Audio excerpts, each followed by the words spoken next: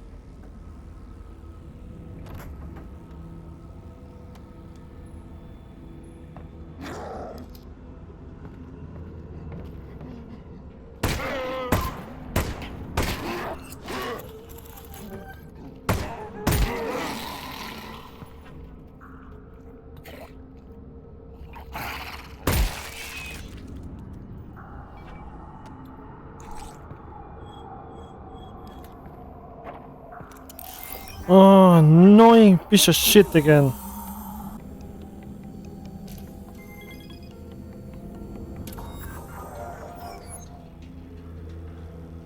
Again, I don't need that. The more ammo I get, the better it is.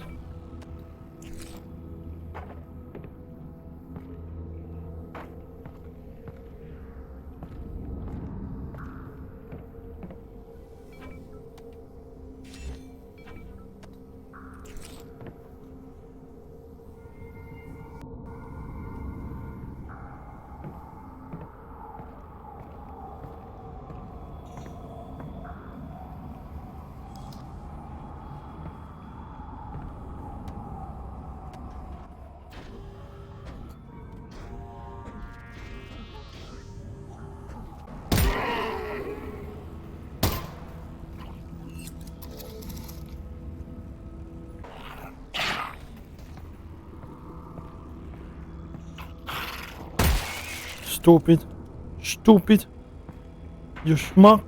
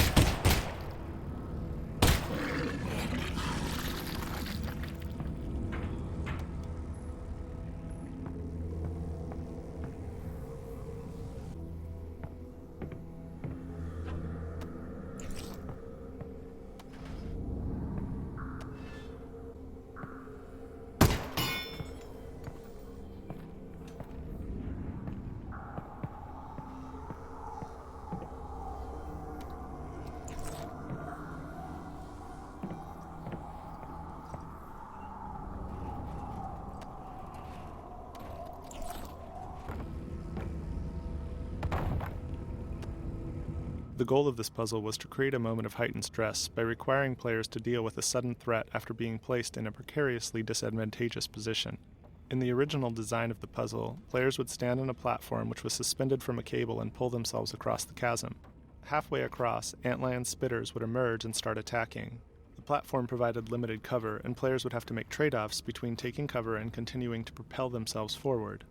This succeeded in creating the desired spike in intensity, but unfortunately, the lateral movement of the platform caused considerable motion sickness for most playtesters. Even players who were comfortable with the vertical movement of elevators elsewhere in the game were adversely affected here. The puzzle that we shipped retains the same sense of tension due to being stranded in the middle of a chasm under attack, but does not rely on physically moving the player. The upper portion of the wooden platform is deliberately devoid of any substantial cover, which encourages players to jump onto the platforms below. On the lower platforms, we provide enough cover to protect players from antlions, but also leave them feeling vulnerable out in the middle of the chasm. The cover here is porous and breakable, increasing the sense of urgency and requiring players to engage the antlions from their compromised position.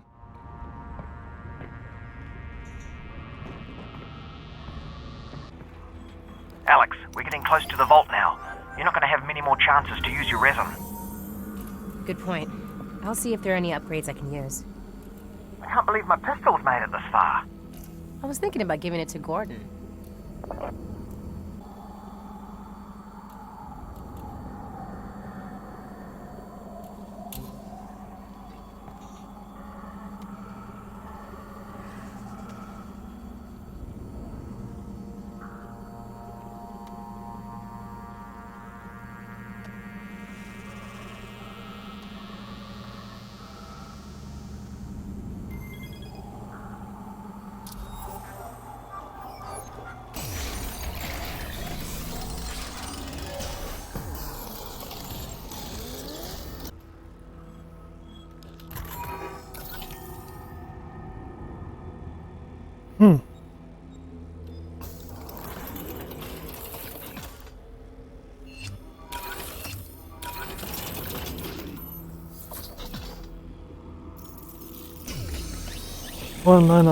Final last improvement.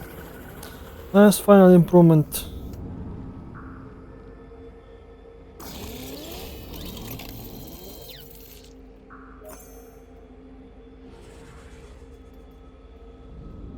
Looking very deadly.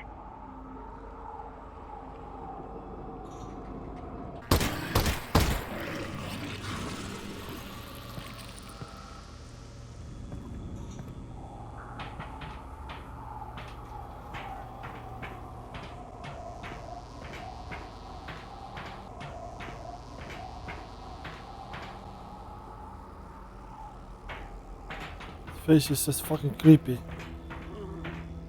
It's creeping me out.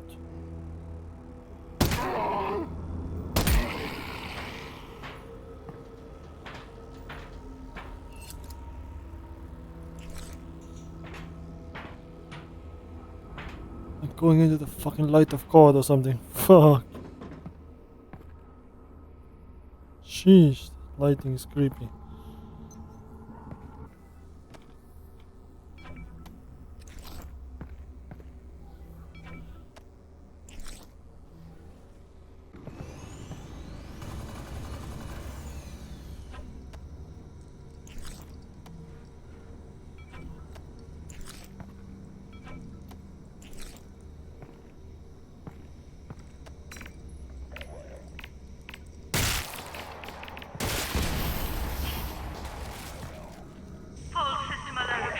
Operation ending. 5129. Immediate concurrent deployment.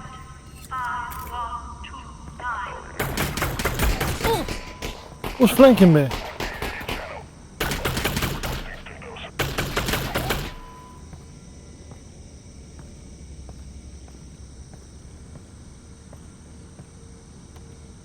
In cases where the player had to face off against Combine in relatively open spaces like this one, we often found that playtesters would backtrack to safety and attempt to pick away at the soldiers from a distance.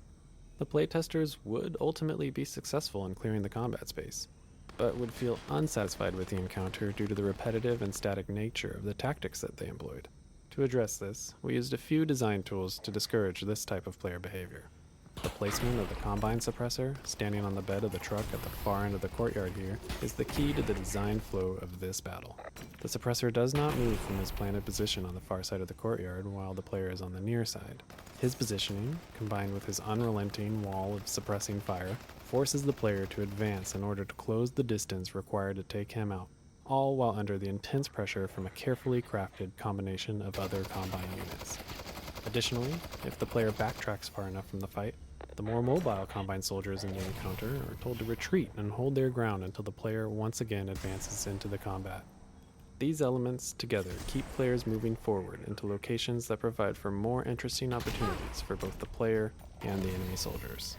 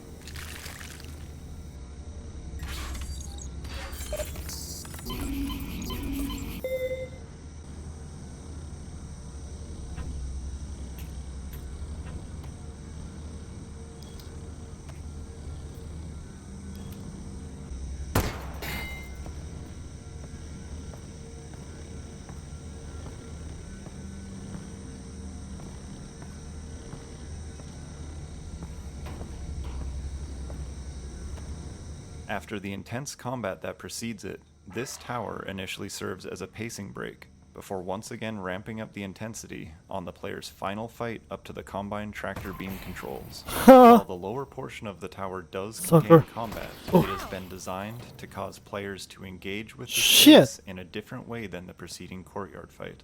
The focus here is on navigating the chaotic verticality of the tower, which we found to be particularly successful for playtesters to experience in VR. The manhacks that initially engage the player from above fly a path that deliberately has them crashing around the pipes and boards overhead, causing sparks and splinters to rain down on the player. Combined with the disorienting nature of the space, the Combine suppressor that emerges at the top of the stairwell is used to reintroduce an appropriate level of intensity and to create a sense of a struggle as the player continues to scramble closer to their goal.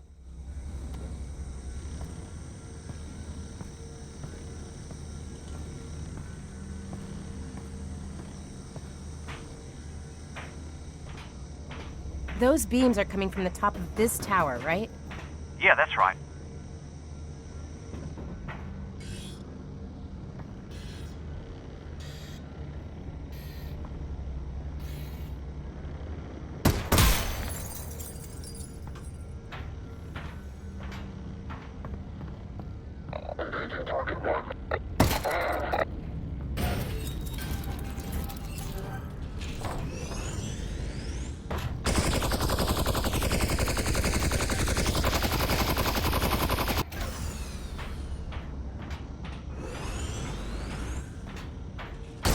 Ow, ow, ow, ow, ow, ow, ow!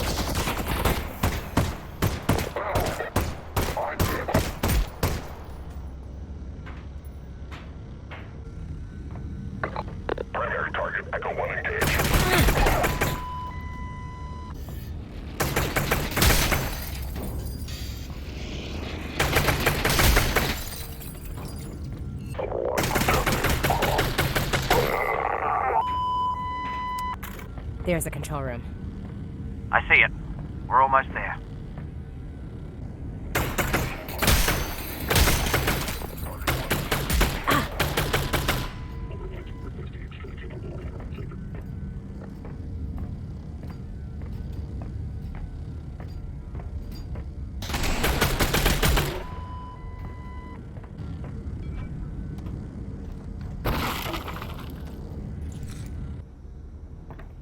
Alyx, you there?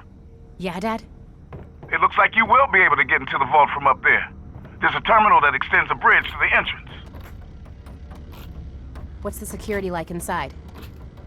I got it all laid out in front of me, and I tell you, there is security. But I've never seen anything like it. It doesn't make any sense. I guess I'll have to improvise. Don't worry, honey. I'll figure it out.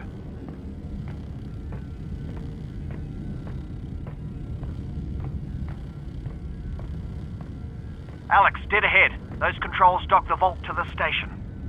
On it. At the start of the previous map, we introduced the tractor beam, a failsafe device used to catch the falling vault when the last substation was knocked offline. In this location, the console looks like it could be used to control the tractor beam to dock the vault for entry via the nearby gantry on the left. We decided to have the vault crash to the ground spectacularly, but for this to work emotionally, we needed the scene to increase in tension beforehand. The whole vault docking console is absurd by design. If the console appeared too much like a legitimate puzzle, playtesters could take too long and let the air out of the scene, unsure if there was something that they could actually solve. The more inscrutable the machine looked, the more likely they were to interact with the levers and play along with the unfolding disaster. The first phase of the puzzle extends the catwalk and unlocks the main lever bank, which responds to the player's input, engaging them in the solution. Every subsequent lever thrown does nothing except increase the tension as things continue to go wrong. The back and forth radio dialogue between Alyx and Russell completes the scene with growing panic and keeps players in the moment, flipping levers in an attempt to save the vault.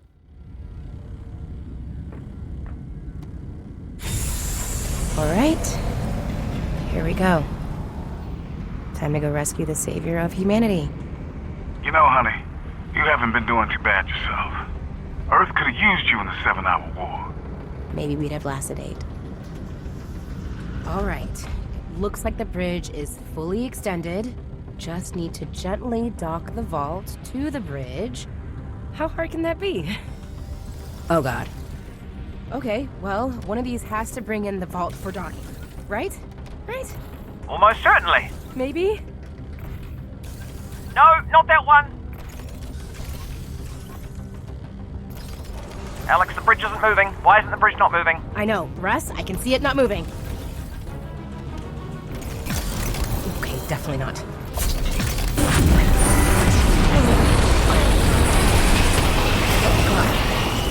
Oh god. Alyx! Alyx! Alyx!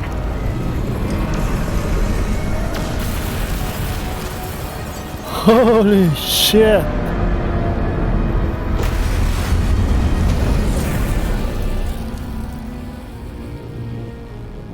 Oh, I can feel the heat coming to my face, man.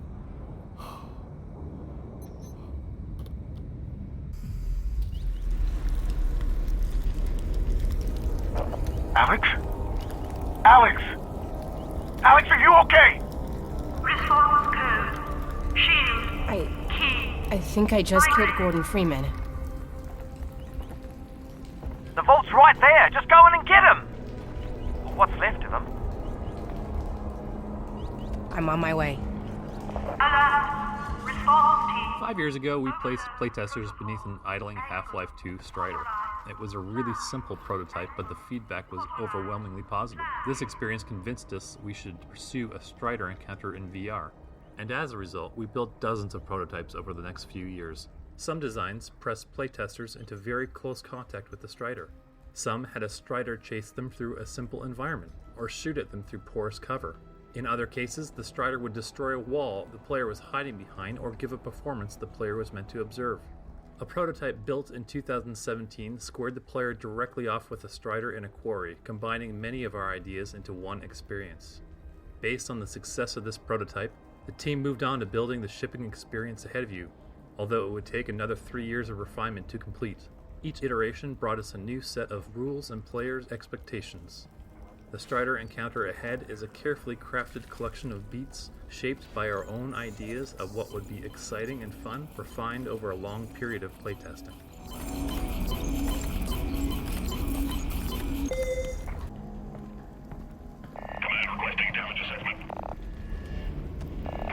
Through many iterations of the Strider encounter, we would find ourselves having functionally solved a problem, only to realize that we also had to fictionally contextualize the solution so that it made sense. For example, we designed this entire map to include combat with Combine soldiers. But how should we fictionally place them in this destroyed space? How could we put a disabled Strider close to the player? What were the Combine doing here prior to the vault collapse? This soldier was placed here to communicate to the player that some Combine were in the area investigating an antlion infestation before the vault fell on them. In fact, you can see some dead antlions nearby. If you listen closely, you'll hear the soldier trying to contact the rest of his squad, letting the player know that they are not alone and that there is likely to be more combat ahead.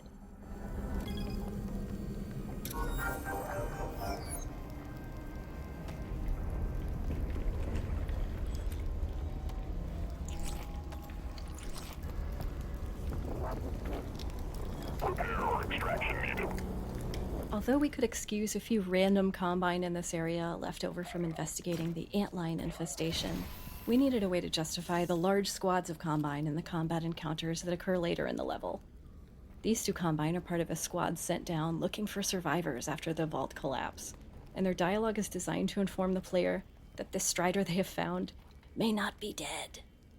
Fictionally, it is the player's combat with these two soldiers that alerts the rest of the Combine in this area to the player's presence. Deactivated though. Whew, lucky break there. Could you imagine that thing blocking your way?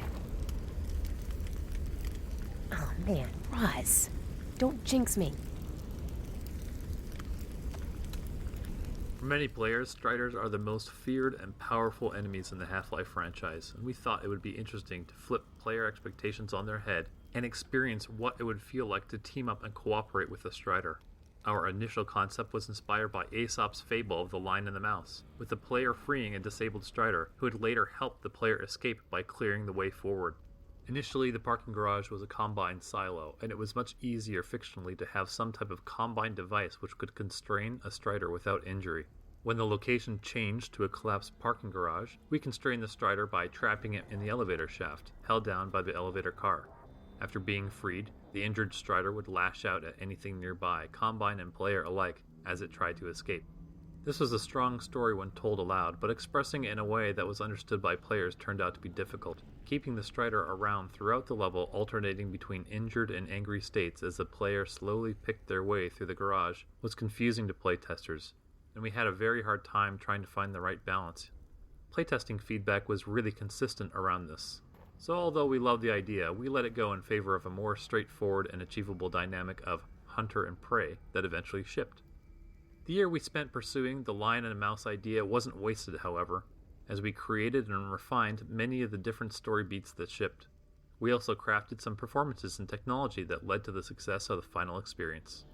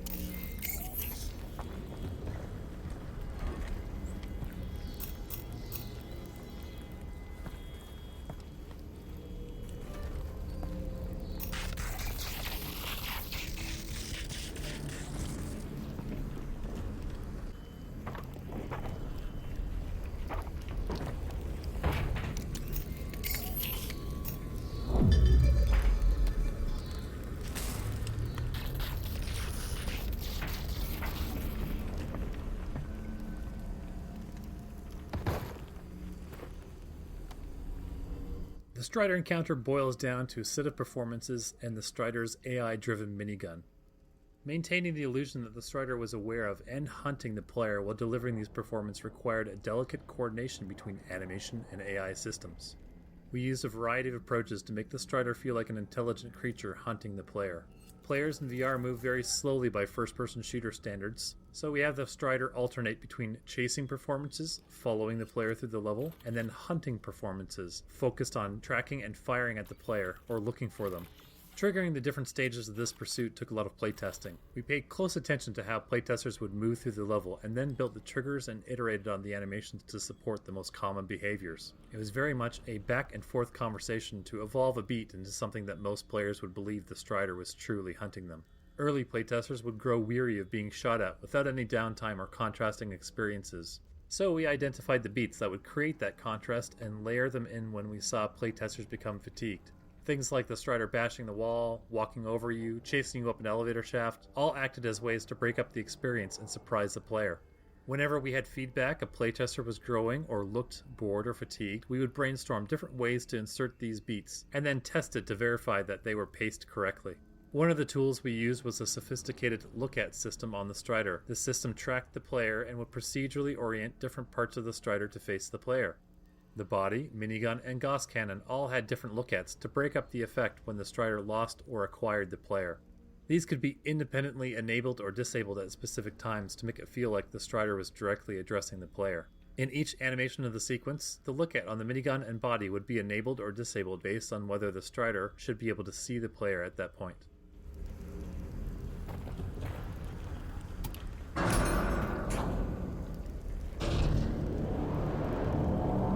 Alyx, the Strider! Look out, it's alive!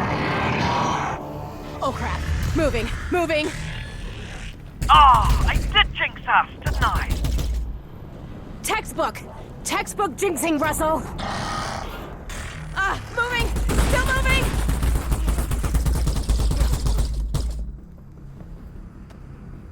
It was important to communicate clearly to the player that they were being hunted by the Strider at this point. We wanted players to see the Strider dust itself off and fixate on them, so that there would be no doubt that they were now the prey. This elevator ride was a useful tool to achieve this, as it is one of the few moments of the game that we have a captive audience. The elevator door facing the Strider was carefully designed to provide enough protection, so that players would feel safe, but enough visibility to see the Strider's performance.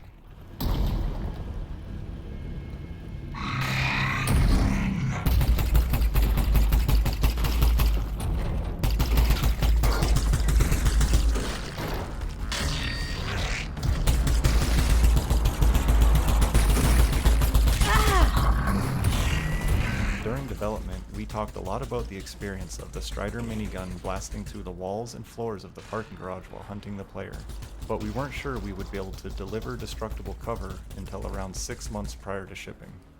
To address this, we designed the destructible cover to visually communicate that it was being broken down prior to actually fracturing and breaking. Initially, the cover would look like an unremarkable piece of concrete or other building material, but when it took sufficient damage, it would start to visibly crack and throw off dust particles. When the same piece of cover took further damage, it would then fracture into pre-cut physics objects and generate more dust and debris particles. Through playtesting, we determined how much damage the cover should be able to take before breaking down and forcing the player to move. In the end, the destructible cover system allowed us to deliver on our goal of giving players the impression that the Strider was capable of tearing through the parking garage with its minigun as it pursued them. In this area of the map, we began hearing from some playtesters that they found the minigun firing monotonous. Originally, the gun would fire at a set rate, regardless of the player's behavior. To address the monotony, we made several improvements to the Strider AI running just the minigun. The minigun will fire if it sees the player, but take a moment to acquire them. Play an acquired sound to warn them they have locked on, and then stitch the bullets towards the player in its first volley. The minigun volleys themselves were broken up to become more staccato, with random intervals in between volleys. If the player ducks behind cover, the Strider will keep firing where it last saw the player for a short period. These changes to the minigun behavior eliminated the monotony and gave players the impression that they were fleeing a living creature. To To keep the Strider engagement interesting throughout the level, we knew that we wanted to challenge the player's understanding of what the Strider was capable of. We identified this upcoming room as a space where most players felt they understood the Strider's capabilities, and built this next beat to surprise them. To create the doorframe bash moment, we used the Strider's animation to drive an offline destruction simulation that could be played back by the game engine in real time. We coupled this with particle effects and physics impulses on interactive physics objects in the room to make the player feel unsafe. To fully sell the idea that the Strider has been searching for and has found the player, we gave the Strider a moment to pause after tearing away the wall to look at the player before it started to fire again.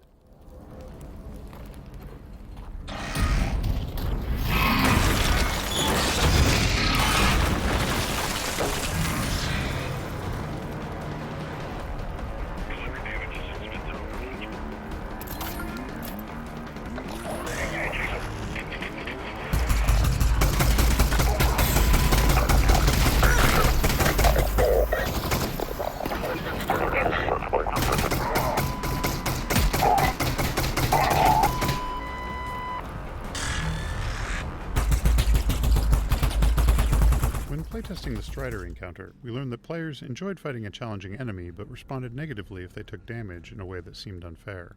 To address this, we used audio to communicate the state of the Strider. For example, when the Strider did not have line of sight to the player, it would emit a periodic hunting sound. This sound was meant to communicate to the player that they were currently safe, but that the Strider was still there. Once the Strider had seen the player, it would switch to its chasing state and make corresponding chasing sounds. When the Strider was ready to start firing at the player, it would emit a target-acquired sound before firing. Players quickly learned this pattern of sound cues, and no longer complained about being caught unaware of the Strider's targeting state.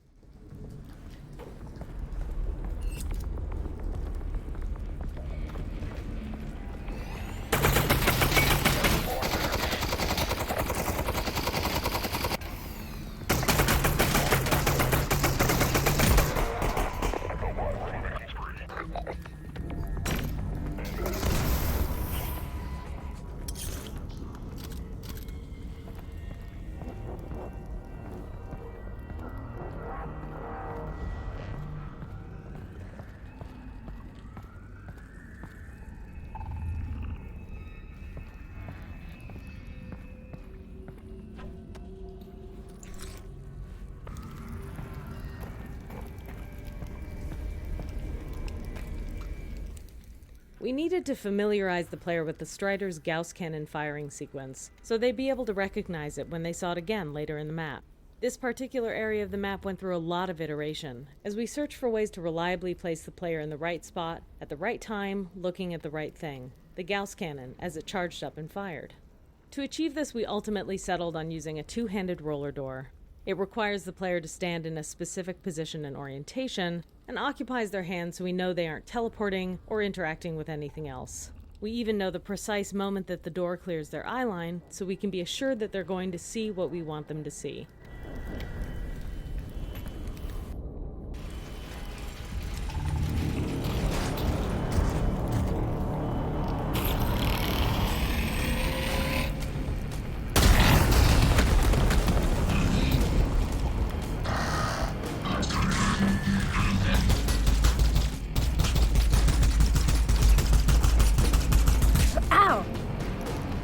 I don't need the text items.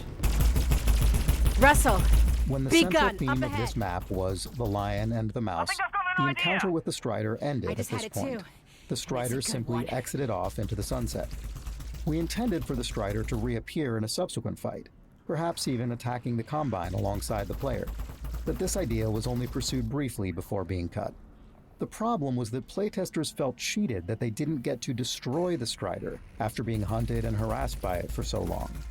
In the final map, once the player steps into the rat maze below, the Strider reappears and begins hunting the player again.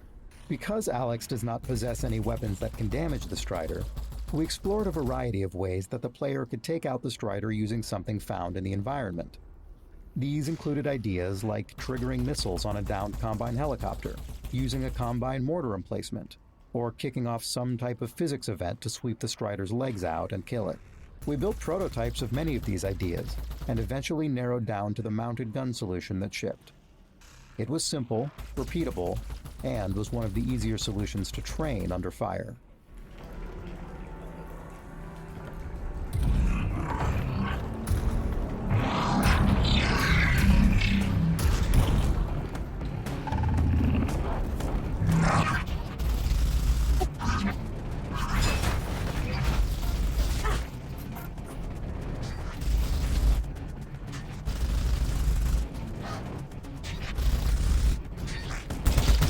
In this sequence, we wanted the player to end the encounter by killing the Strider in a dramatic boss fight using a weapon found in the environment.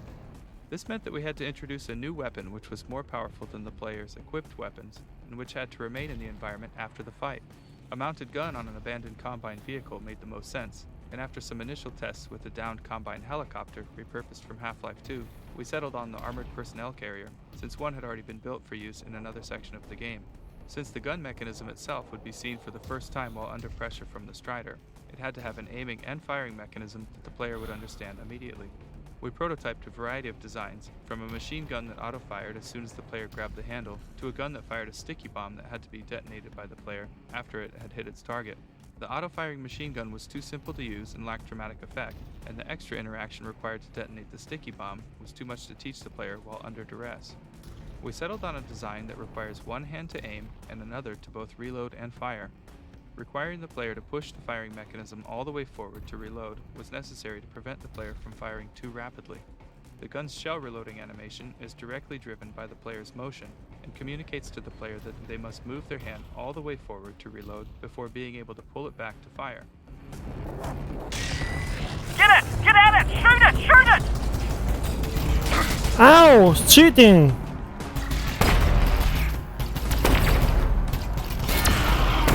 Ha! It's working! I think it's working! It doesn't look happy about getting shot anyway! Ugh. Keep shooting it! I can't shoot it!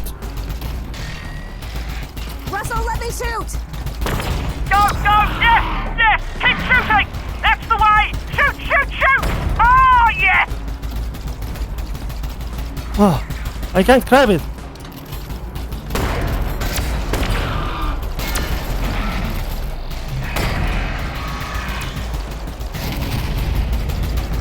I can't grab it!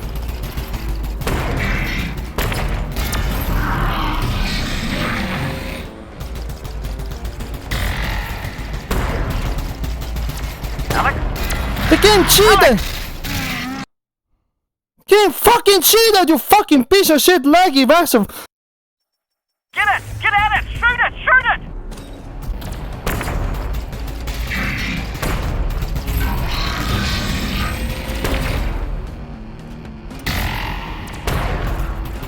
Alyx? Get it! Get at it! Shoot it! Shoot it!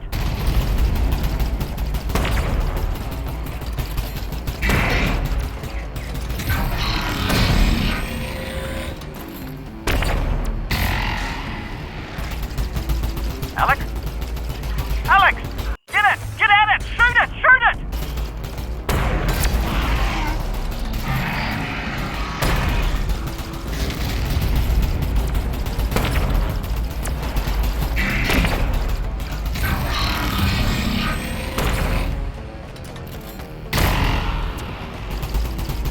Alyx?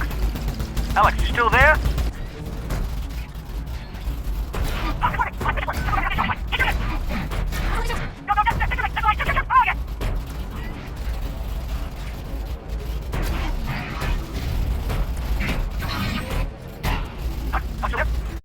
Get it! Get at it! Shoot it! Shoot it!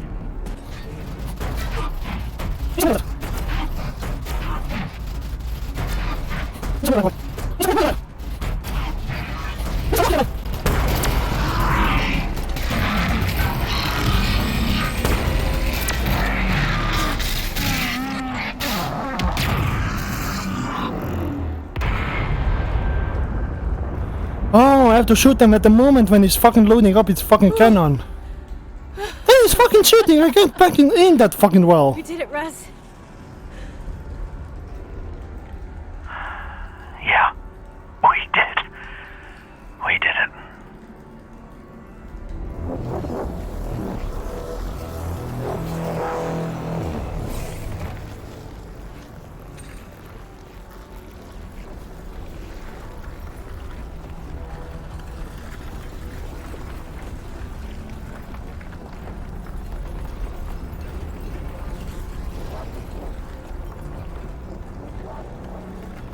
Now what?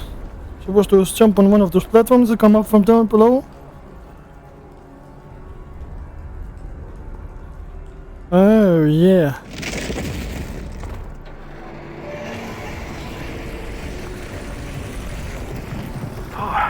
Whoa, yeah. Okay. I'm going up. It's throwing off a lot of interference.